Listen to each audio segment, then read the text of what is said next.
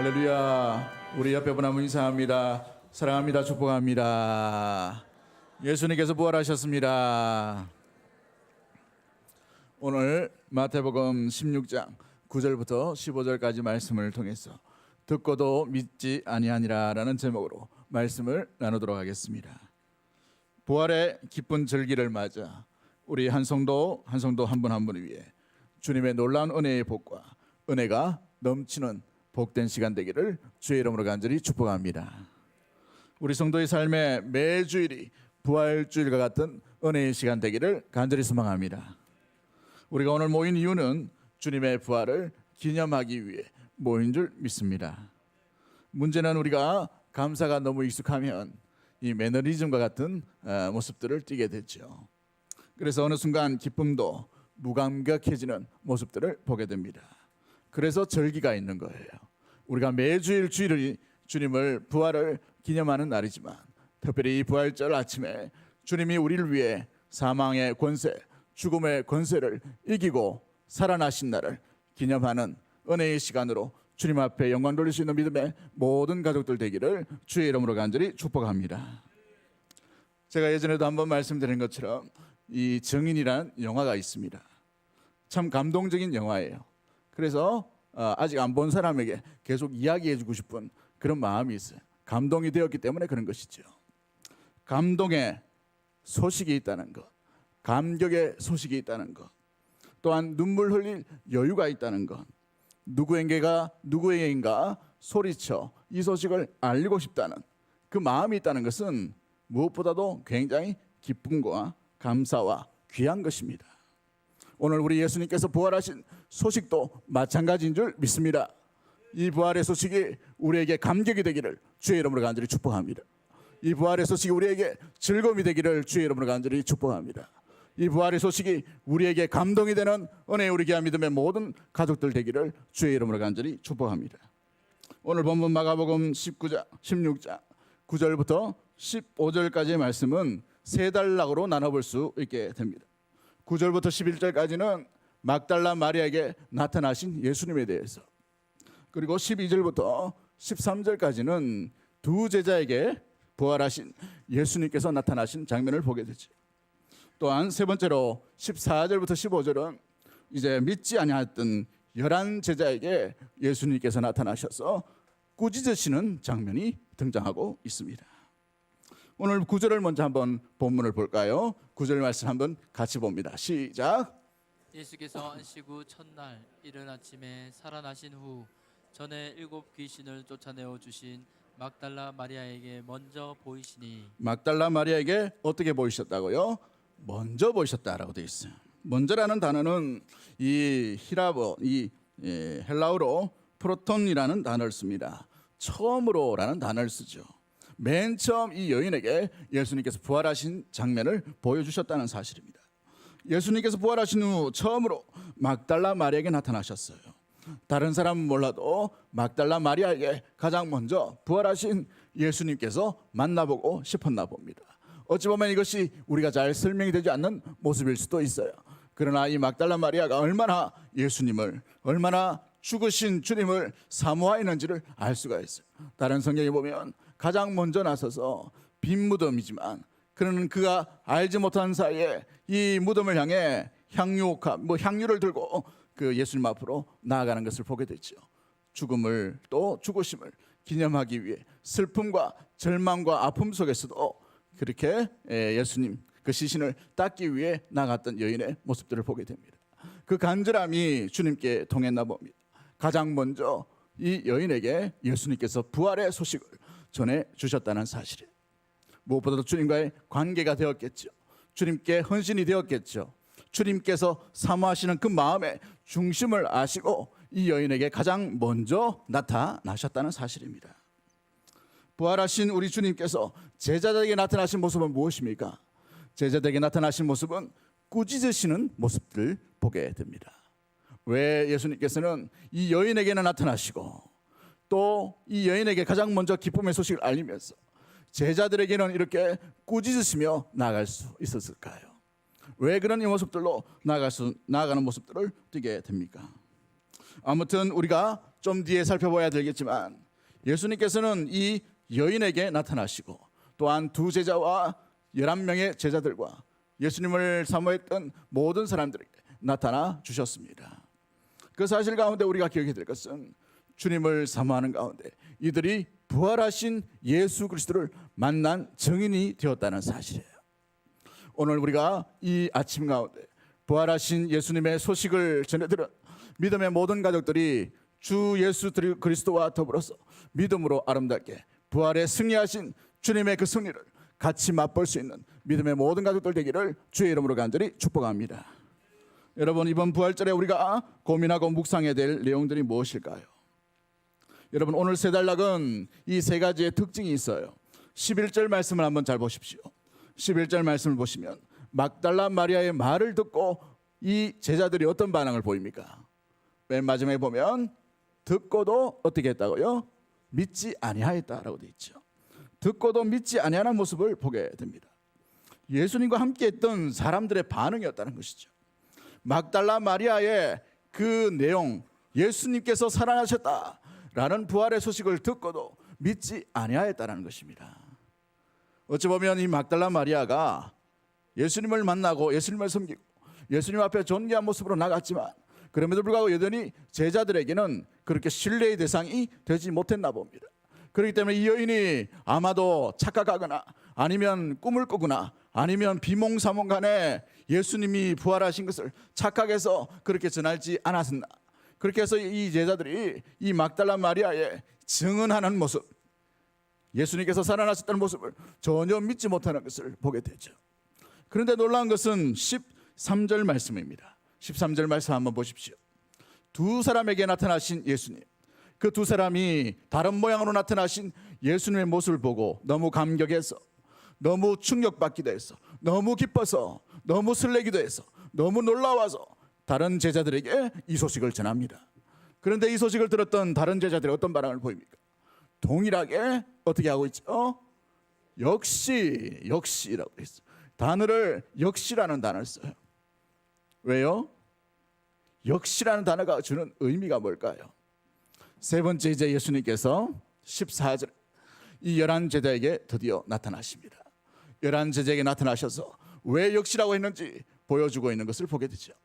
그것이 무엇이었습니까? 그들 가운데 부활하신 예수님을 전혀 어떻게 하고 있어요?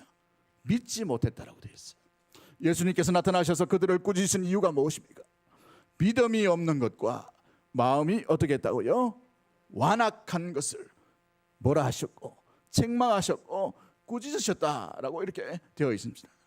그러므로 예수님께서 이들 가운데에 믿음 없는 것을 발견하시고 마음이 닫혀 있는 것을 발견하셨다라는 것을 보게 됩니다.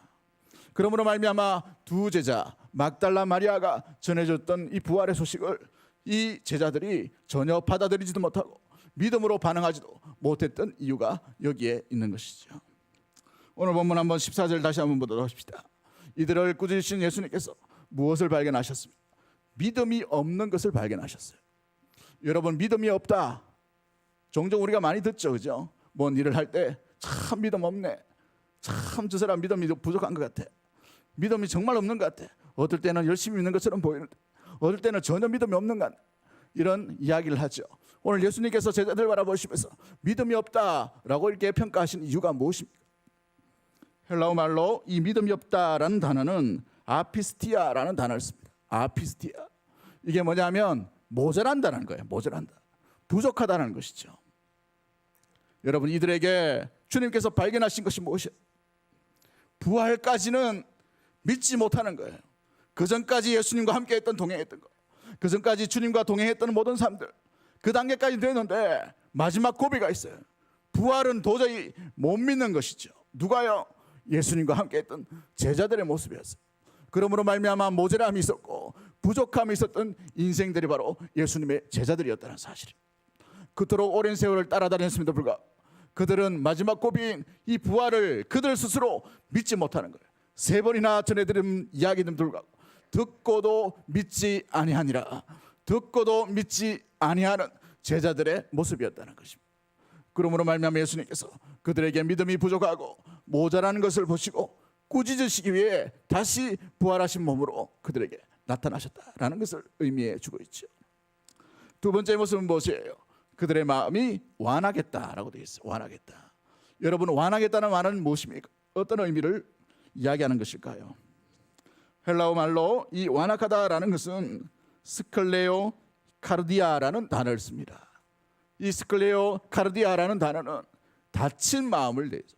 굳어버린 마음을 얘기합니다. 도저히 뚫을 수 없는 마음, 이것이 닫혀있는 마음, 그러므로 완악한 마음이 되는 것이죠.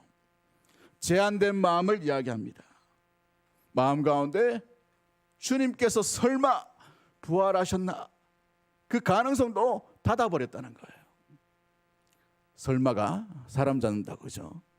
설마 그런 일이, 마음을 닫아버렸다는 거예요. 마음이 닫힌 사람들이 얼마나 많이 불행합니까? 옆에서 아무리 얘기해도 들려지지 않고 듣지도 못하고 마음 가운데 열지도 못하는 일들이 일어나게 되죠. 그런데 제자들의 마음이 바로 이와 같았다는 것입니다. 때로는 너무 슬퍼서 마음을 닫아버릴 수도 있어요. 때로는 주님이 저렇게 허무하게 돌아가셨나, 괴로워서 그들 10년 가운데 마음을 닫아버릴 수 있습니다. 때로는 3년간 이렇게 따라다녔는데 허무하게 이 끝이 무엇인가, 예수님께서 죽으심으로 말미암아 허무한 인생으로 인하여 그들의 마음이 닫혀버릴 수도 있어요. 이렇게 갑자기 이런 일들이 3일 만에 이런 일들이 어떻게 일어날 수 있는가, 그들의 마음이 온전히 닫혀버린 모습을 보게 됩니다. 예루살렘으로 올라오셔서 일주일 만에 그 환영하던 인파들이 전부 다 손가락질하는 인파로, 죽음으로 내모는 인파로 나아갈 줄 누가 알았겠습니까? 그로 말미암아 그들의 마음이 완전히 닫혀버렸다는 것이죠. 여러분, 우리가 예수님을 믿고 따를 때에 우리의 마음도 마찬가지입니다. 때로는 주님을 믿고 주님을 섬긴다고 나가고 주님을 온전히 따른다고 하지만 세상에 이런 일과 같은 그런 일들을 당할 때, 난참을 당할 때, 곤란함을 당할 때, 우리에게 정말 상식적이지 않은 일들을 겪을 때 우리의 마음이 어떤 것입니까? 마음이 완전히 하나님을 향해 닫혀버릴 때가 있다는 것이죠. 지금 제자들의 모습이 바로 이와 같은 모습이었다는 것입니다. 그런데 이들이 누구입니까? 닫혀버리고 마음이, 그 마음 가운데 믿음이 없는 그 부족한 모습들 가운데 있는 이 제자들이 어떤 자들이에요? 예수님께서 직접 고르신 자들이에요. 예수님께서 나를 따라오너라 라고 하신 그 제자들이었다는 겁니다. 예수님의 모든 것을 3년 동안 느꼈던 자들이에요. 예수님의 모든 것을 보았던 자들입니다. 그 중에는 세상에 이런 일이 나타날 정도로 물 위로 걸었던 그 제자도 있어요. 그 중에는 예수님 품에 안겨서 가장 사랑하는 자다라고 칭찬을 받는 그러한 자도 있었습니다. 그 중에는 배에 그물이 찢어질 만큼 인생의 생계를 완전히 뒤집어 버리시는 하나님의 놀라운 권능들을 경험했던 사람도 있었어요. 그 중에는 귀신이 떠나가는 것을 눈으로 목도한 사람도 있었습니다. 그 중에는 중풍병자와 여러 환자들이 예수님의 말 한마디로 회복되는 것을 보았던, 눈으로 목도했던 자들도 있었습니다. 또 그 중에는 죽었던 사람, 죽었던 아들, 죽었던 영혼이 다시 살아나는 것을 그 바로 옆에서 눈으로 보았던 사람들도 있게 됩니다. 그러나 예수님의 죽음 앞에, 예수님께서 십자가에 달리신 그 앞에서 그들은 예수님을 믿는 믿음에 한참 모자람이 예수님께서 오셔서 꾸짖으시는 모습 가운데 있게 되었다는 것이에요. 부활로까지는 믿지 못하는 그들의 연약함들이 여기에 있는 것이지요. 그들의 마음이 완전히 닫혀버렸습니다. 그들 스스로 이성적으로 판단했을 거예요. 상식적으로 또 생각했을 것입니다. 십자가 어떤 형벌입니까? 가장 잔인한 형벌이었어요. 범죄자 중에 가장 저급한 범죄, 흉악한 범죄, 그럴 때 달리는 것이 십자가형이었어요. 얼마나 많이 맞으셨습니까? 39대를 맞았어요. 살이 뚝뚝 끊어져 가고 피가 철철 넘쳐가는 그런 모진 고통 가운데 겨우 살아남으신 예수님의 모습을 옆에서 보았던 자들입니다. 그 옆에 지키던 자들이 누구입니까? 로마 군대예요. 아무도 이길 수 없는, 전 세계의 어떤 사람도 어떤 나라도 이길 수 없었던 로마 군대가 그런 짓을 하고 또 그들이 지키고 있는 그런 상황이었어요. 장애의 찔림으로 말미암아 피와 물을 다 흘리신 분이셨습니다. 숨이 헐떡헐떡이시면서 십자가에 죽으시면서 그 모통 큰 소리로 부르짖는 그 소리를 다 들었던 사람이에요. 그 십자가 앞에서 그토록 함께했던 하나님 아버지를, 아버지여 나를 어찌하여 버리시나이까, 엘리 엘리 라막 사막다니 라고 부르짖었던 예수님의 모습을 보았던 자들이에요. 그토록 함께했던 하나님조차도 흑암으로 이 아들을 철저하게 외면하는 것을 눈으로 보았던 자들이 예수님의 제자들이었다는 것이죠. 무덤에 안치되었습니다. 그것을 먼 발치에서 보았던 사람이에요. 그 무덤을 막고 있는 돌이 얼마나 큰지 장정이 네다섯이 달라붙어야 겨우 열 수 있는 그 무덤임을 그들은 목도했습니다. 그 무덤을 지키는 병사들을 보십시오. 감히 접근할 수 없는 그런 막강한 군대의 로마 병사였어요. 모든 것이 끝이라고 그들은 마음 가운데 여겼다는 것이죠. 그들의 경험과 그들의 이성과 그들의 마음이 완전히 마음을 닫아버렸어요. 무엇에 닫아버리는 것입니까?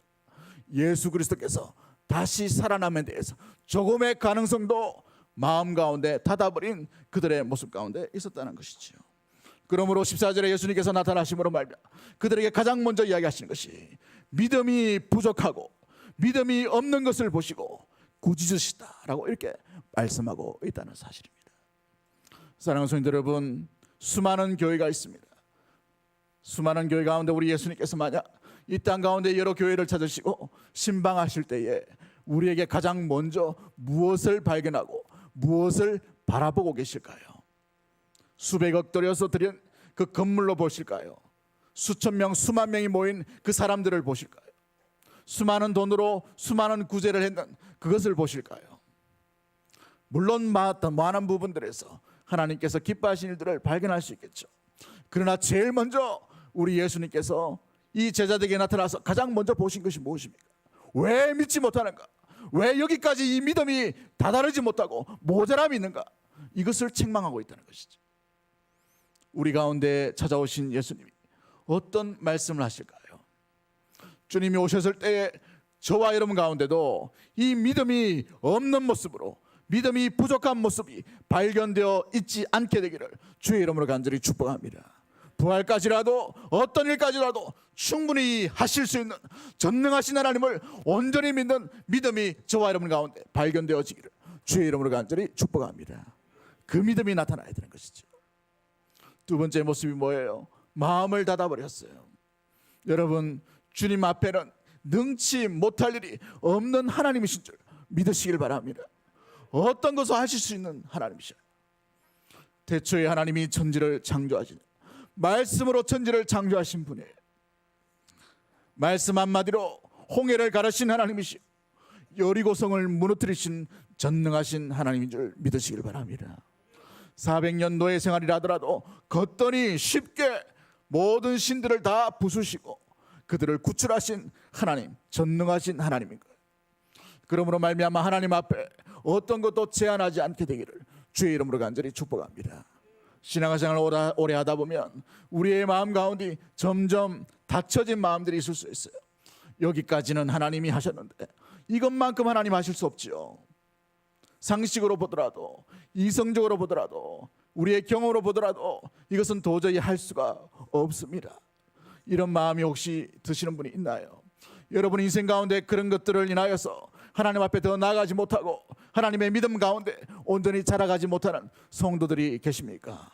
결코 하나님을 제한하지 않는 은혜의 우리 귀한 믿음의 모든 가족들 되기를 주의 이름으로 간절히 축복합니다. 부활은 사망과 죽음의 이 땅 가운데 있는 가장 고통도 충분하게 이기시고 생명 가운데 나오신 것을 보여주는 놀라운 은혜의 사건인 것이에요. 부활하신 주님을 만난다는 것은 그러므로 이 땅 가운데 어떤 절망과 어떤 불가능한 것과 어떤 연약함과 어떤 눈물과 아픔과 고통 가운데도 충분히 소망을 간직하고 이겨낼 수 있는 그 승리의 길을 예수 그리스도께서 걸어가셨다는 것을 우리는 믿음의 눈으로 목도하고 있다는 사실이에요. 그 주님을 신뢰함으로 믿음으로 반응할 수 있는 우리 귀한 믿음의 모든 가족들 되기를 주님의 이름으로 간절히 축복합니다. 그래서 부활의 소식을 접한 자들이 가장 먼저 한 것이 뭐예요? 믿음으로 반응하는 겁니다. 우리 한번 따라하겠습니다. 믿음으로 반응하십시오. 그렇습니다. 교회의 모든 일들은 믿음으로 반응하셔야 돼요. 우리의 신앙은 믿음의 반응인 줄 믿습니다. 오늘 이 막달라 마리아와 두 제자가 어떤 믿음의 반응을 하고 있어요? 부활하신 예수님을 만나자마자 그들의 삶이 그 목표와 목적이 분명한 모습들을 보게 됩니다. 사랑하는 성도 여러분, 그들은 머뭇거리지 않았어요. 이 소식을 듣고 난 뒤에 다름질하는 인생으로 큰 기쁨과 큰 두려움을 안고 이 소식을 아직 모르는 자들에게 나아가는 발걸음으로 믿음의 반응을 보였다는 것이죠. 오늘 새벽에도 말씀을 드렸듯이 이 여인이 부활하신 예수님을 만나고 난 뒤에 여러분 머뭇거리지 않아요. 큰 기쁨을 안고 큰 무서움을 안지만 그러나 그 발걸음이 빠른 발걸음으로 머뭇거리지도 아니하고 많은 제자들에게 가서 예수님께서 부활하셨습니다 라는 소식을 전해 주었다는 사실. 여기에는 무엇이 있기 때문에 이 여인이 이런 놀라운 생애 삶의 변화가 있었습니까? 믿음으로 받아들였다는 거예요. 제자들에게는 발견할 수 없었던 그 믿음, 제자들에게는 찾아볼 수 없는 그 믿음, 제자들에게는 기록할 수 없고 측량할 수 없고 보지 못했던 그 믿음이 이 여인에게 있었다는 사실이에요. 이러한 믿음이 저와 여러분 가운데 일어나게 되기를 주의 이름으로 간절히 축복합니다. 그 믿음으로 반응하는 자가 어떤 삶을 살아갑니까? 그 삶의 모습은 당연히 아직 부활을 알지 못하는 사람에게 곧 전하는 부활의 증인의 삶을 살아가게 되는 것이에요. 여러분 듣고 보고 주님을 만났다면 부활의 증인으로 살아가기 충분할 줄 믿습니다. 저와 여러분이 이 부활의 소식을 듣고 난 믿음으로 반응하기를 원하고 또한 이 부활의 소식을 접함으로 말미암아 우리의 인생도 부활의 증인으로 온전히 살아가는 믿음의 여인처럼 두 제자처럼 주님을 위해 사는 은혜의 인생 되기를 주의 이름으로 간절히 축복합니다. 오늘 15절 말씀에 예수님께서 믿지 않고 마음이 완악했던 11 제자들에게 보이심으로 말미암아 그들이 실제로 주님을 보고 난 뒤에 우리 예수님께서 뭐라고 말씀하고 있나요?